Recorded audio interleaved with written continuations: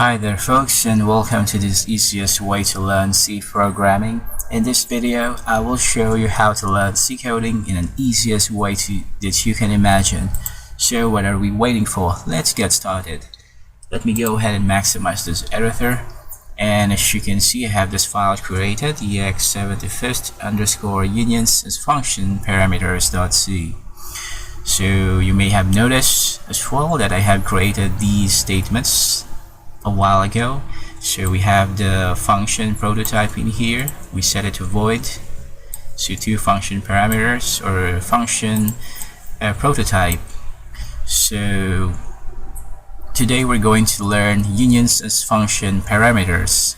So we're going to practice making codes, and I do believe that this is the best way to learn coding. More hands-on exercises, and at the end of this video I highly encourage you to answer the questions because it's the best way for you to teach yourself in C programming.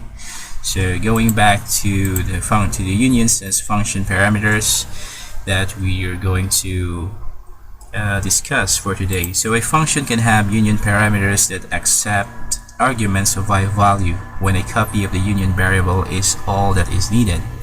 So to better understand this, let me go ahead and complete this example in here.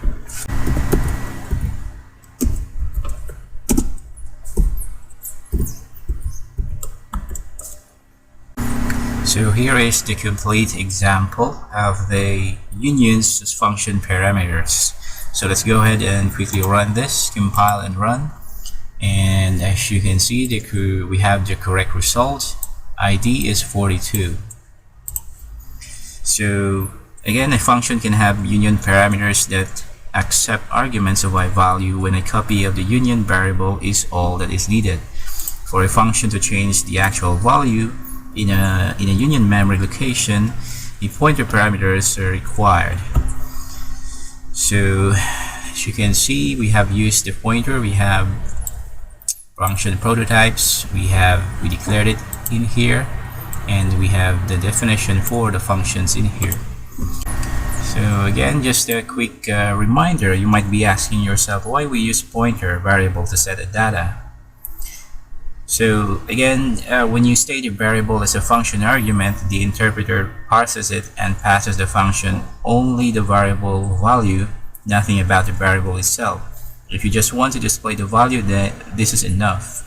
If your function needs to change your variable, it has to access its memory location. Pointers are exactly that, memory locations. By passing a pointer, the function knows where the variable is and can change it. That's the reason why we have the pass by value function and the pointer function. And in addition to that, you can also display using a pointer. This is actually preferred since for the large structs, copying the whole thing wastes time and memory. For unions, it is not as much of a problem since it only needs as much memory as the biggest member. But still, a pointer usually uses less memory than copying call by value. So that's it for this video, and before we wrap up, let's go ahead and test your knowledge. I have here a little exercise for you on this tab.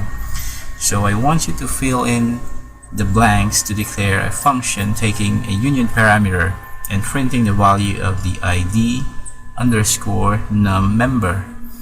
So as you may have noticed, we have this statements in here.